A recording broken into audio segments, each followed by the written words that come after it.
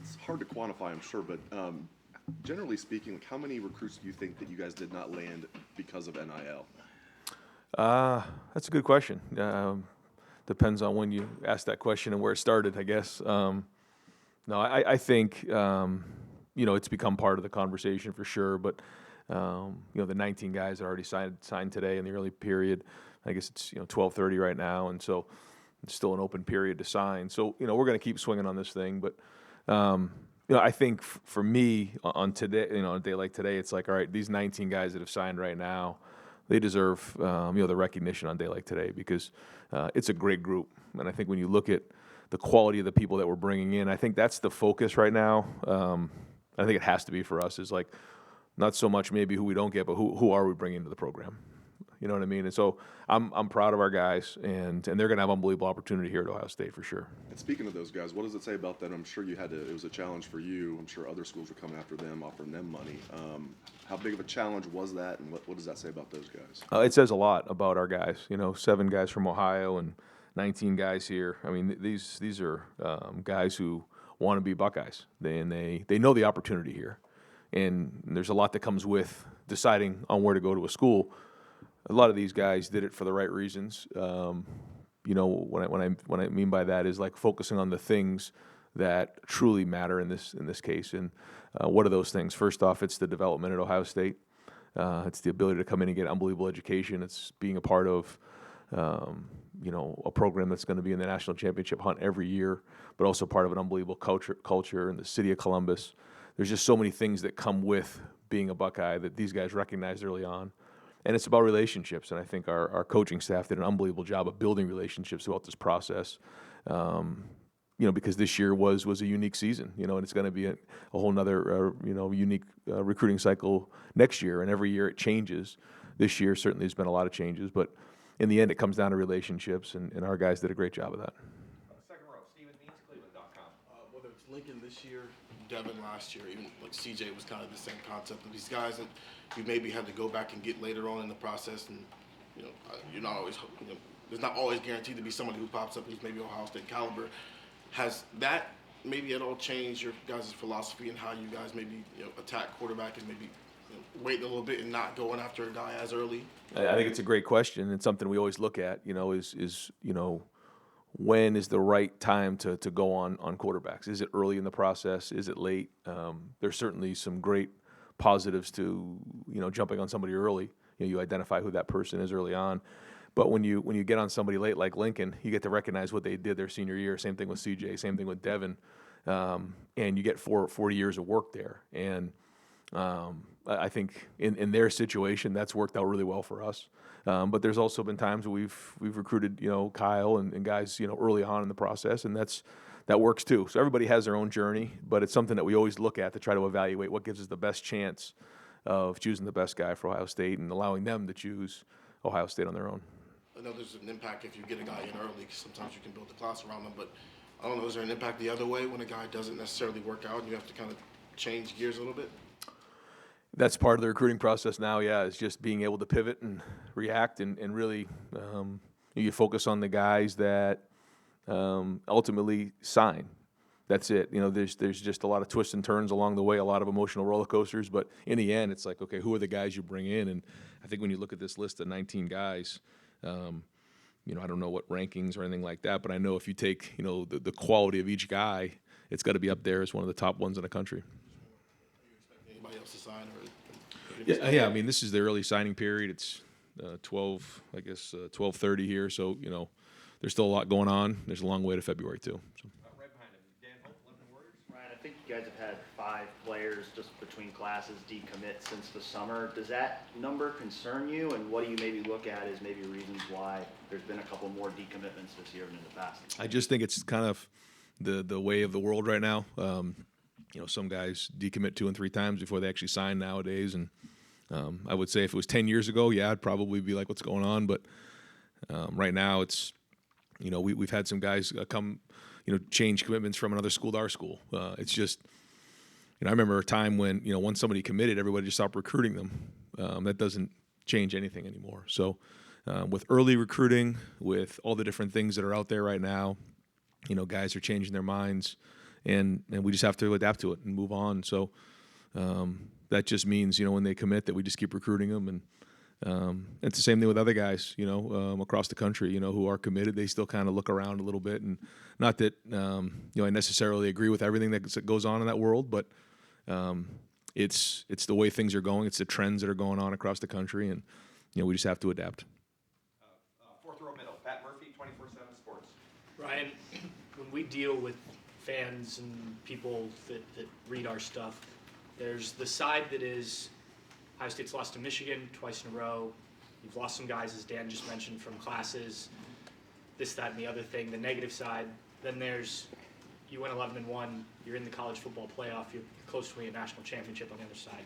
I'm curious, from your perspective, from this building's perspective, how you kind of view things at the moment, because we see things from a different perspective, and if that makes sense. Yeah, no, I mean, we all have certain expectations, and we all have goals, and when you don't reach those goals, you have to identify what those things are to get them addressed. But we also, when you go through times like this too, you recognize first off the things you got to get better at, but you also, it gives you a really good idea of where everybody's at in the program, and kind of where you stand, because when things are going well, everybody's with you, and when something goes wrong, you kind of find out where people stand. And so, I think we have a pretty good feel for that right now. But I can tell you that the guys in the program have been working their tail off the last month. I think, again, when you look at the 19 guys we brought in here, these are some of the best players in the country. And, these guys understand what's going on here, and they understand what an unbelievable culture we have here. You see, a lot of, transfer going on, everything like that. You look at our team, there's really not a lot of that going on. Why? I think it's because we have a strong culture here. Guys appreciate the way that they're being developed and everything like that. And, years and seasons and life doesn't always go the way you plan. It's about how you react to it, how you respond to it. And that's what our focus is on right now. We're not going to overreact as much as, that loss hurts. We're not going to, overreact on it. It's not worth it. We have a game against Georgia ahead of us that we're focusing on. We're hammering recruiting and looking to adapt to what's going on across the country. And, I know that the program's in a great place, even though, we did lose that game, and it hurts. I mean, that's our goal every year. You can't walk away from it. But at the end of the day, we have some really good people in this program. We have really good talent, really good coaches, and we're recruiting really good people. Right behind him, Kevin Newton, Buckeye Huddle. Yeah, Coach, first I want to start off by mentioning Avery Henry went to social media to talk about his medical challenges and just what's going on there. But with your four-man class with Miles, Austin, Luke, and Josh, what do you see there? I mean, what do they bring you, as offensive line recruiting is so important every year to the system? Yeah. I'll start off with Avery. Very difficult time for everybody here. Trying to give Avery as much space as we can during this time, but also know that he's got a whole team behind him that's going to help him through this fight. Our culture is built on fight. He's in for a fight. This came out of nowhere for him, and his life got rocked. And I told the guys after it happened, things like this give you perspective in life too. And this is the reason why you get into coaching, is to have an impact on young people and help Avery fight this battle. But like we talked about with his family, there's a reason why you're here. There's a reason why you're a Buckeye, and maybe because along the way you needed the James Hospital, you needed Buckeye Nation, you needed this team to help you in this fight, and we're here for you. So he's going to be down there in Atlanta with us, God willing, and still be with the team. That's the hope. And we're just going to be a part of this fight with him. So I know the whole team's behind him. But going back on the offensive linemen that we recruited this year, I thought Justin did an excellent job. We have 3 offensive linemen here from Ohio, and also Miles from Connecticut. I really think all 3 of them have an ability to make an impact right away. These are guys who we've had in camp. We've seen work live. Luke Montgomery, he's going to start to tackle. He's kind of been the leader of this class. He's got a great personality. He and his family have been unbelievable during this process, but he's very, very talented. You can see him on the basketball court, the way he moves his feet. He's got toughness and physicality. He could play probably all 5 positions, but we're going to start him at tackle. Austin Saervelt is going to start at guard for us. Very big and strong and powerful guy. You can see when you get up on him, the size of his legs. I think his family said that they can't find him a pair of pants, so either wear sweatpants or shorts. That's how big his thighs are. But he's very, very powerful and big inside, and kind of that road grader you're looking for at guard. Josh Padilla is going to start at center for us. This is a guy whose dad is a wrestling coach. He was a wrestler, has all the traits you're looking for in a center: the quickness, the ability to leverage, the noses and the guys that he's going to have to go against every day, and he's got a toughness about him. And so you couple that with Miles. Miles, is from Brunswick School out there in Greenwich, Connecticut, and you look at his length and his athleticism and his size. He's going to start at tackle for us as well. He brings a lot of potential there, and so all four of those guys early on, we're excited about. Hopefully, we can get these guys going and make a push. Quick follow-up. You guys have been very active in the portal, offering some tackles. I know you can't speak specifically about guys, but is there still that need to look into the portal and maybe find an impact guy? I mean, especially when we don't know what the future of the tackle position is going to look like after this season. Yes. Yeah, we're definitely going to look at that and see the guys who are out there. We're not just going to add guys to add guys, but if it's right for them and it's right for us, we're certainly going to look down that road. Yes. Right next door, Jeremy Birmingham, Rivals. Ryan, at this point, no running back, no defensive end. Is there a need to expand the overall search in these types of situations? Obviously, Tony and Larry. Well, we signed Mickens, right? So. I wasn't sure if you were considering him more of an outside edge. Yeah, he'll start at defensive end. With Tony and Larry, who are obviously longtime guys, great relationship builders, is there a philosophy shift maybe that, like, let's expand the board rather than narrowing in on 2 or 3 guys, and if they don't work out, then you find yourself in this position? No, I don't think so. I think when you looked at this year at running back, we have a pretty decent, decent depth there. When you looked at, Trey and Mayan, and then in a Chip, we got to decide if we're going to move him over full time or not. Dallin, and then Evan Pryor's been hurt. So, going into the year, we knew we were already kind of with 5 guys there, 4.5 guys. If we had somebody there that we really liked, that we were going to take them. Didn't feel like we needed to, but we're always going to look to upgrade if we possibly can, or add somebody to the roster that we think can help us. So it didn't work out for us this year. We certainly had a head start, and then lost a guy. But and then at the defensive end position, we felt like we were in pretty good position with a couple guys. It didn't work out in the end, but we did have a couple other guys that we're recruiting. Certainly Josh, to add him to the class was great. He's a guy that he's from Indiana, and he's very athletic, basketball player. We had him in camp. For him to make the decision down the stretch was big for us. We think he can be a very, very good player. And then we also like Jason Moore's ability to go inside and outside. He's shown that. He was a player of the year in the area there, had a big-time season. So he was important to get. And then Cade McDonald inside, as you know, from North Gwinnett was a big ad for us. And we'll keep recruiting. We'll keep seeing what's out there. But we're always going to swing at the best players in the country. And but I'm glad that we have the guys that we have in this class. When you're talking about best in the country, it's hard to say that without talking about Brandon Ennis, who, since he was a freshman at American Heritage, was talked about by everyone as the next big thing. Yeah. It's very rare you hear that a lot of kids as a freshman, and then they actually live up to it. Yep. But it seems like outside of Luke, he's also become the guy who's the most vocal leader in this group. Can you just speak on how surprising that was, but also how important he's been in keeping everything moving? Yeah, I think you look at all 4 of these guys.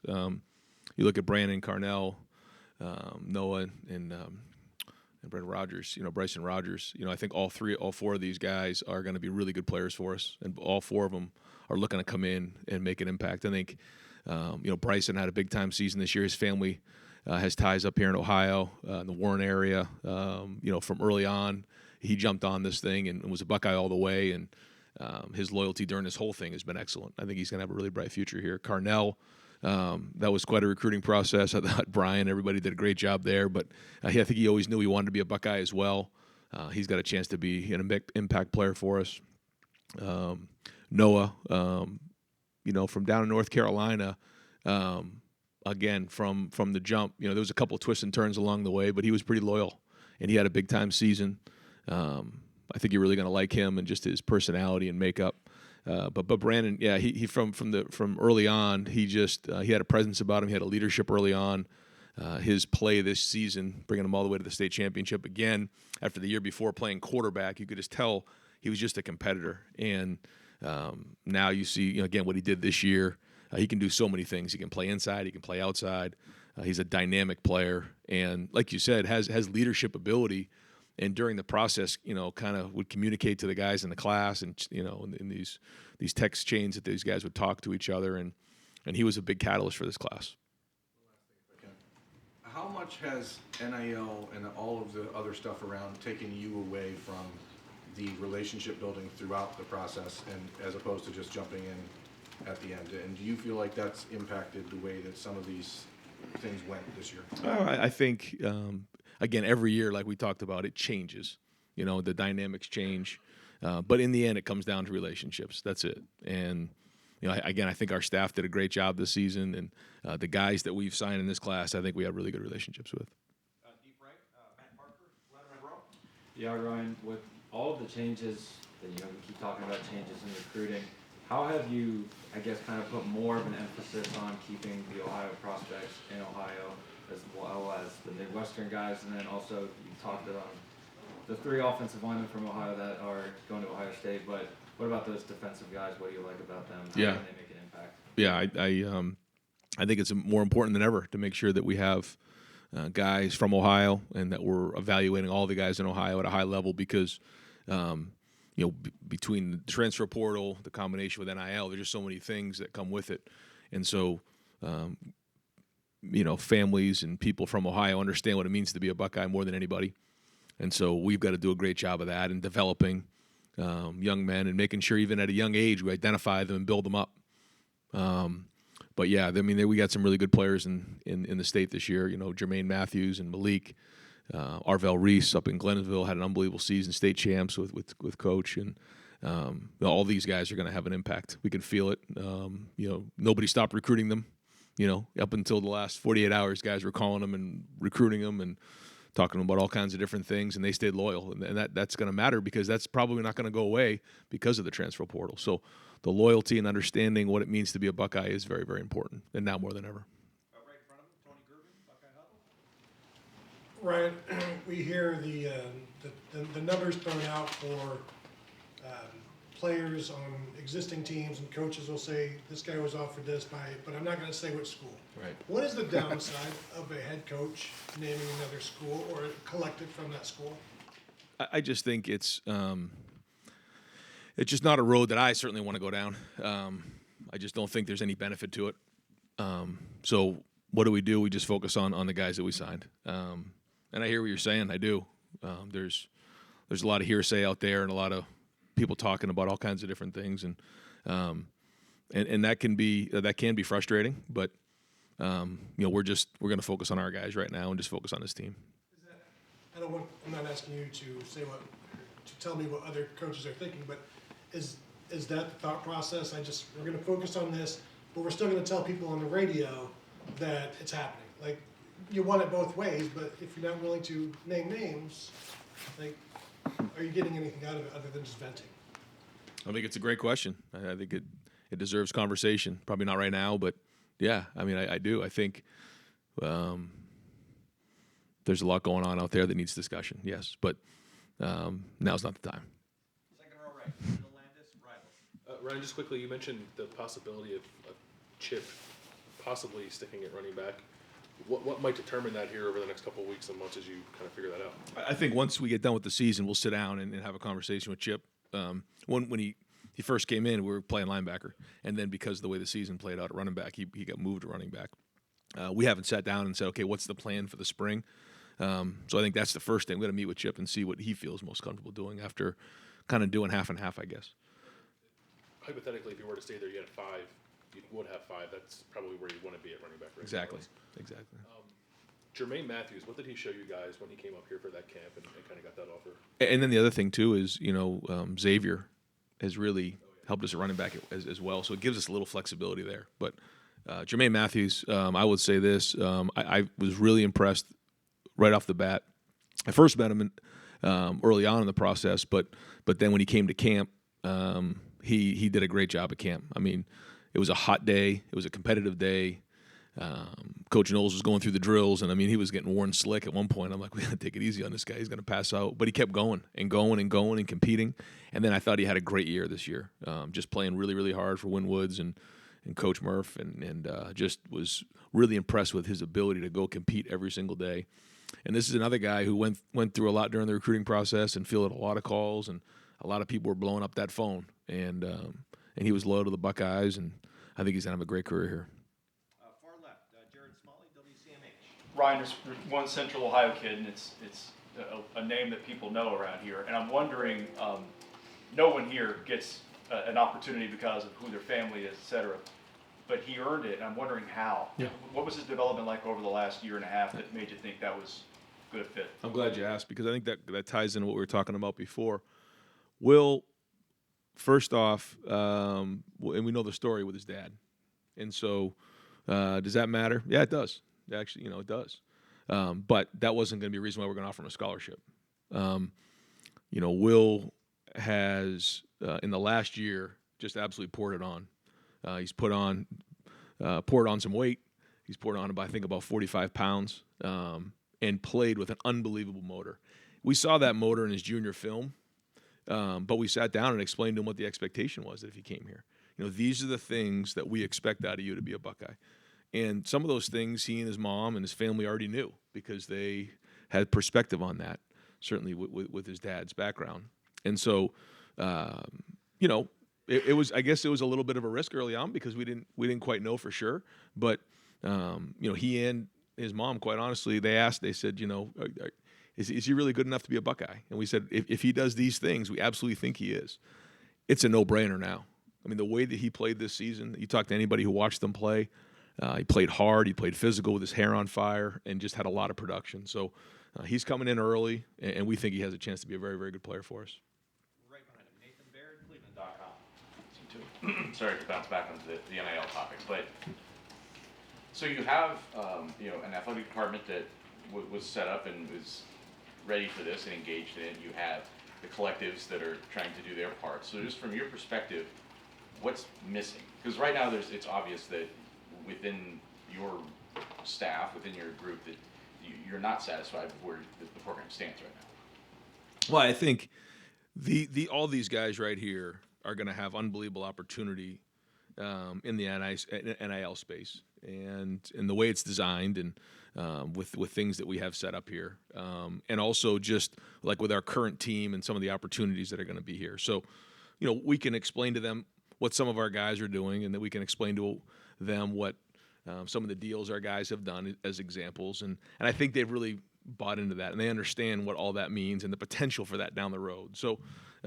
as NIL continues to change and move, we're constantly having conversations on a weekly basis on what we need to continue to improve on, what we need to do better, where it's going, and we're going to keep building on it. And it's Ohio State, so we should be the best in the country, and we will.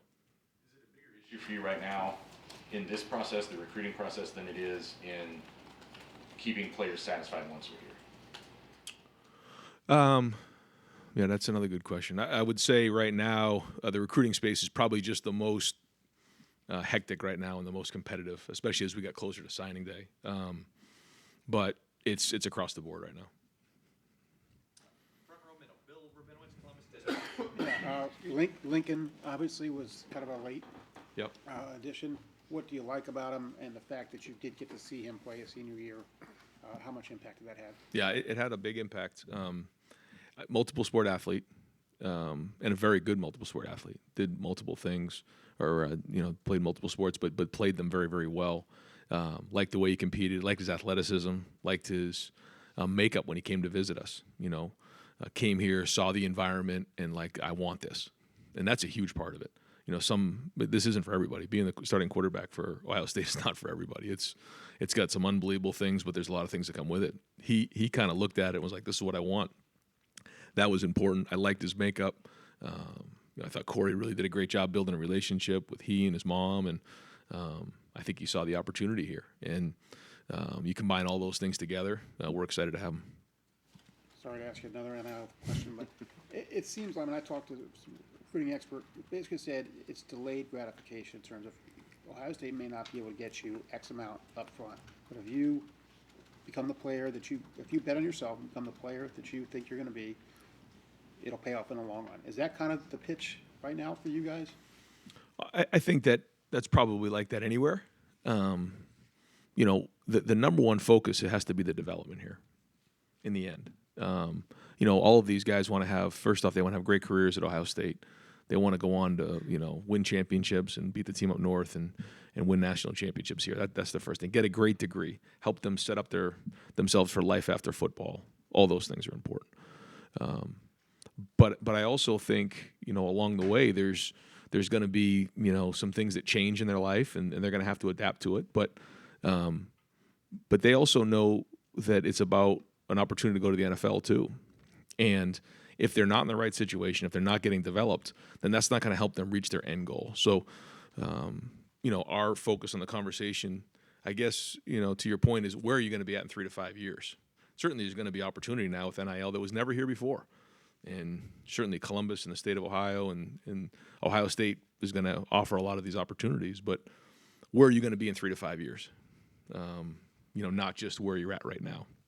And I think all these guys recognize that.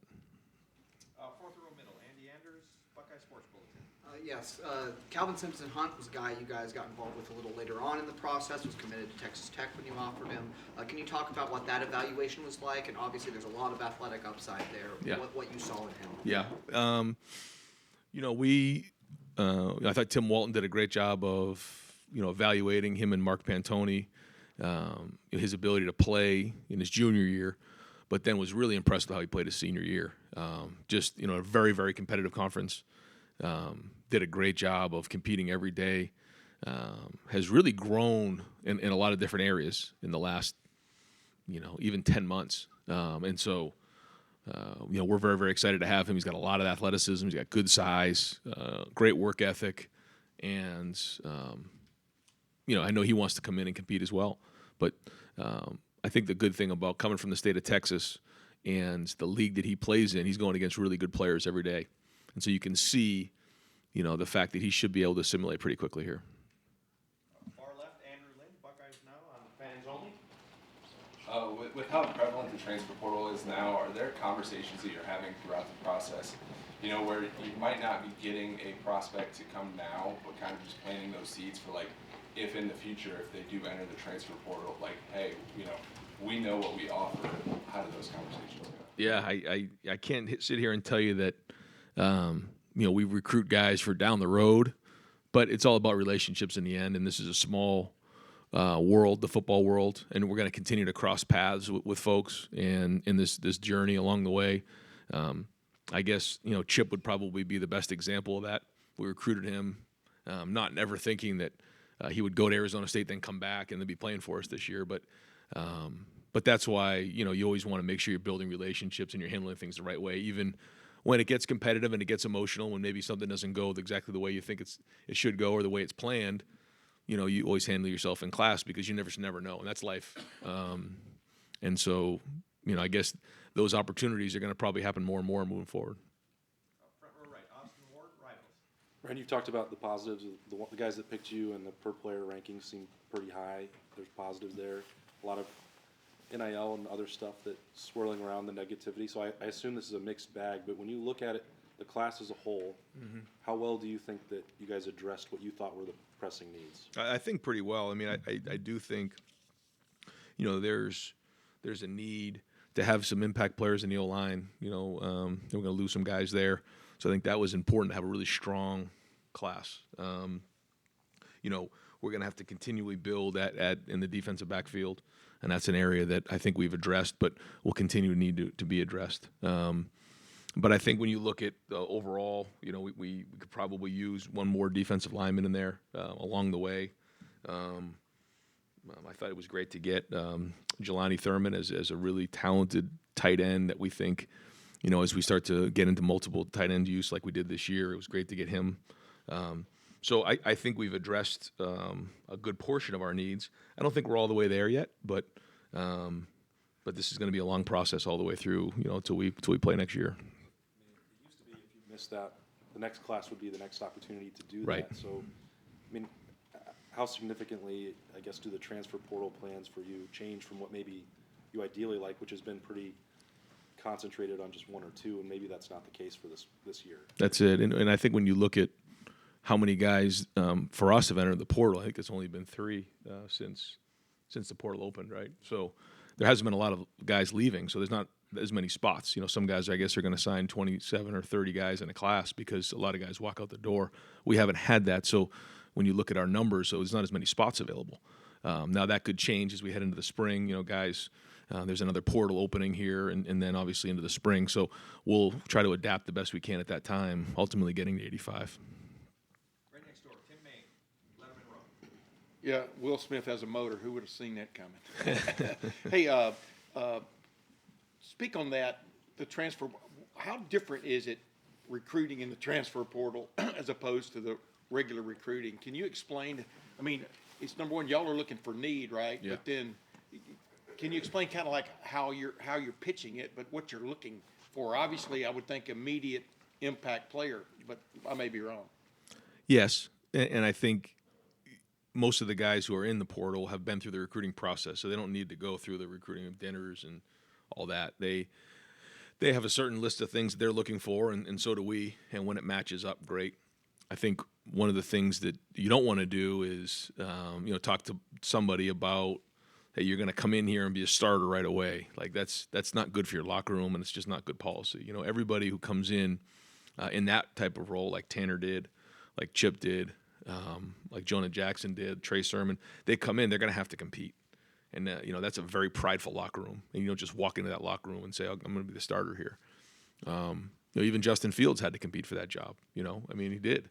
And that's the way it's going to be. So, I think that's a big part of it, too, is making sure that the guys in that room know that the work they put in here is going to matter in the end, and making sure that, the culture stays strong. But all that being said, we'd be foolish not to upgrade our talent. And thinking back 13, 14 months ago, your quarterback room, and we were joking about it even then, How difficult is it?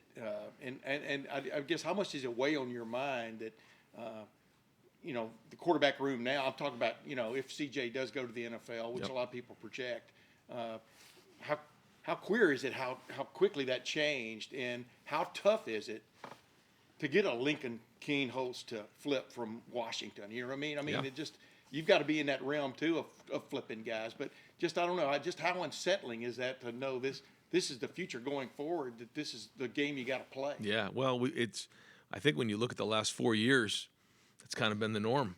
Yeah. I guess if you probably took every year in the last 4 to 5 years in that quarterback room, we could probably really go through a whole story on the whole thing, right? And I think somebody said at one point when we had 4 guys in there, they said, well, this is going to be a really big challenge. And the challenge is when you don't have anybody to put on the field, and so we always just try to do the best we can year in and year out to find the right quarterbacks and for that room, and then know that there's going to be a starter, there's going to be a backup, and there's going to hopefully be another backup. Hopefully you can have 3 guys at least. Difficult nowadays, I think, to have 4. And just knowing that the dynamics can change, and because the transfer portal, someone can walk in 1 second and walk in the room the next. Do I necessarily like that? No, I think it should be about development and working through things, and I think that's a trait that most great quarterbacks have. When you look at the guys who move on and have great success, certainly guys in the NFL, one of the common traits is guys who work through adversity, work through tough times, play a lot of games, get through it, and I think that that is a challenge. But I guess what you're seeing in a lot of positions at a lot of schools with some of that turnover, like you said, year in and year out, we've been kind of dealing with that at quarterback here for the last 4 to 5 years. So we do the best we can to adapt, but it's not always fun. I was going to say, but at the end of spring, for example, we're all looking at it like somebody's going to be your number 1 quarterback, and you're going to be, kind of like when Burrow was here. Boy, we love you to stick around. I mean, you know what I mean? Is it? Do you already see that coming? I mean, even though you're looking at Georgia right now, you have to keep that in mind of how do I keep that room strong? Yeah, you always have to, and it's delicate, but if someone becomes the clear cut number 1, then he becomes the clear cut number 1, and you go from there. Sometimes you don't know till they get on the field. You don't know. I think about some of the situations we've had like that. We felt like at that moment that we wanted to name Dwayne the starter because we felt like he was the starter at that time. And then we did want Joe to leave, and it was hard for him to leave, but he did, and obviously it worked out great for him. Other guys, other times we weren't sure. So bowl practice has been good. We've been able to see both Devin and Kyle compete, and that's been great. But that competition is going to go in through the spring, and we'll kind of see what we got when we get there. Yeah, and one last thing, well, NIL space, et cetera. Do you sense the NCAA is out there trying to police, keeping up with what's going on in the inducement realm of recruiting, et cetera? Or do you feel like it's just the wide open Wild West right now? I mean, everyone uses that term, but I haven't seen much in terms of the enforcement. Second row right, Doug Lamoreese, Cleveland.com. Ryan, with what you guys are going to lose at tackle, you talked about some of these recruits can be instant impact guys in the offensive line. Not to put too much on Luke Montgomery, but he's a guy you've had a relationship with for a while. Yep. He's a high-level talent. Yep. Could he theoretically compete to start next year, or philosophically is it like, man, tackle, true freshman, that's just too much to ask? I don't know if I want to put that all on him, but we're excited to have him in. We are, and the fact that he's coming at mid-year is even more exciting. Talked to him today about it, and he's already his mind's already going there, which is great. So we'll see. I think it's a challenge for a young guy, but we're not going to put it past him to go do it. So looking forward to getting him in here and getting to work. There's been a great history with Glenville High School and Ted Ginn Sr. and players coming here. Arvell Reese, that recruitment, the player that he became, just what was the process of you guys knowing, we want this guy to be in Columbus? Well, first off, when Coach Ginn calls and recommends somebody, there better be a good reason why you don't take them. That's the first thing. But then you watch him play on film. I mean, his film speaks for itself. He is all over the place. He can do many things, and for his size, he's got power, he's got athleticism, he's productive. He's one heck of a football player. And Coach was on that one early. He hit that one right down the middle, and he's talked to me about some other guys. I mean, he's been done an unbelievable job, and then for him to win the state championship the way he did this year was awesome. Really happy for him and the program, and they're in great shape. But Arvell's going to be able to really have an impact for us. Very productive, and I think the thing that Coach does a great job of is he builds them up the right way. He understands Ohio State. He understands what it means to be a Buckeye. He understands the rivalry, and so to have somebody like that in our program coming in this year is going to be very important. Not to put too fine a point on it, but with the way things are working right now, do you think it's possible that there are some recruits who will make a financial decision when they commit out of high school and then might be open to transferring after a year with more long-term winning and development things in mind once they, and I'm not saying that's not what I might do that too. Is that, you kind of were generally asked about planting seeds. Is that a reality? Ooh, do I want to go down this road right now? I'm not sure. I would just say this. I think these guys have a lot of flexibility right now to do a lot of different things. And I would say that the second thing, focused on winning and development, all those, that's what these guys focused on right here, which is great. But there are a lot of things going on out there that I know, it's hard for guys to walk away from. And we're doing everything we can to make sure we're focused on doing the right thing, and our guys understand that, knowing that there's great opportunity for these guys, and there's going to continue to be great opportunity for these guys. But like you said, nowadays there's a lot of flexibility for players. And everything's connected. We understand that you're happy with this group of players who want to be here. The quarterback recruiting. People are trying to flip some of your guys, and then sometimes you got to go out and try to flip somebody else. Mm-hmm. You had a 2024 quarterback who was committed and then decommitted. Everything stitched together. What happened with that player, or the possibility of that, affect anything else you were doing in this quarterback class? And how often are you completely surprised by things like that, or how often do you sort of have an idea of, well, we maybe need to be prepared for something that might change? All of the above. Yeah. I mean, I think, year in and year out, we want to bring in a quarterback. I don't think we've had a year when we didn't sign a quarterback. So we always want to sign a quarterback. And it's something that's constantly changing all the time, and we're trying to, project out the best we can. Who's gonna, be somebody that can make an impact early on, and we're not bringing in anybody to be a backup. I think that's the other thing, and maybe there's times where, someone can say, well, you're just coming to Ohio State just to, get in line. If that's the case, then they don't understand who we're recruiting. I say that a bunch because that's some people's recruiting pitch to a quarterback. Well, don't go there. They have all these other quarterbacks. They have all these 5-star quarterbacks in a room. Well, what are they saying about you? They obviously don't think you belong. And everybody dreams of playing in the NFL. When you sit in an NFL, room when you're in the preseason, you're going to be with a lot of really good quarterbacks. You're going to have to compete. And the challenge is, if you can make it here, you make it anywhere.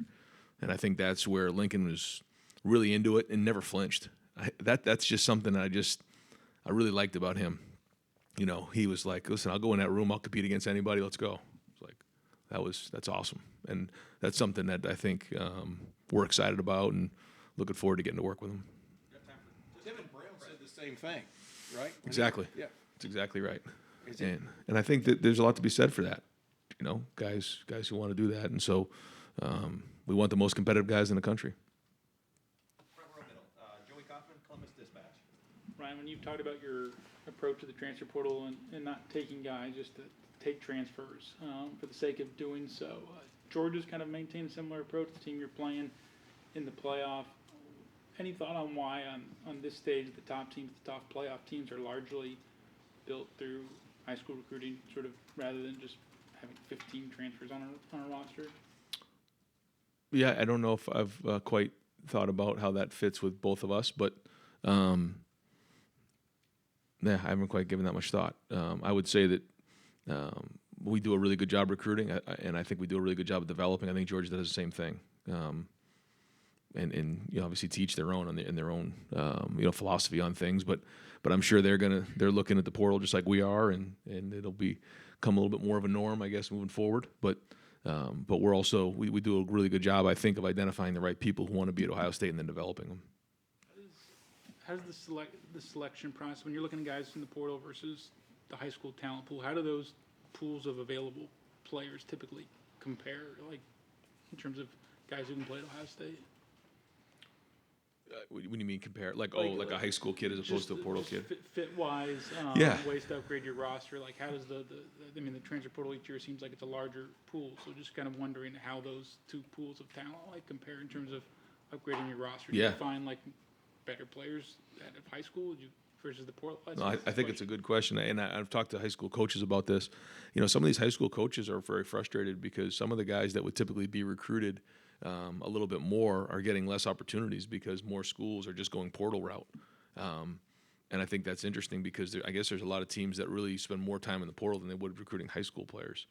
And that's one of the unintended consequences probably of the transfer portal that nobody thought of. But I just think when you're dealing with the portal, you're dealing with somebody that's 2, 3, 4 years older than somebody coming out of high school. But sometimes it comes down to need, and I guess the talent is just depending on who it is and then who you're comparing them against.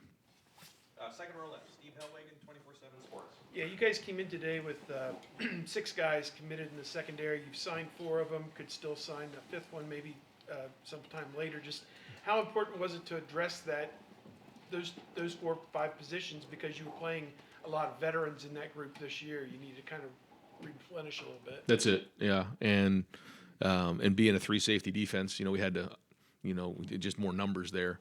And we'll continue to look at that and try to add on to that because, the year before we hadn't recruited that. We didn't have multiple years of recruiting to a 3 safety system. So it was important that we did that, and we'll continue to do that. Yeah. Next interview phase is in Atlanta in a few days. So the exams are over. You've had 5 or 6 days now to drill down on playing in this game against Georgia. Just to maybe switch topics just for a second, just how have these last 5 or 6 days gone? Are you happy with your preparation at this point? And just what are you seeing, I suppose? I see a team that, realizes that there's not a lot of people give us a chance and have played really hard in practice or prepped really hard in practice. I think that there's a good look in our guys' eye. We're going to give them a couple days off for Christmas here, and then we'll get back together down in Atlanta. But we know what we're in for. We know what the challenge is, and we've been working really hard towards it. When's your last day here that you're gonna practice? Today, yeah. They're out and Yeah, so we went 6 out of the last 7 days, and so next time we'll be together is Christmas night down in Atlanta. Coach, thank you very much. Thanks, guys. Thanks,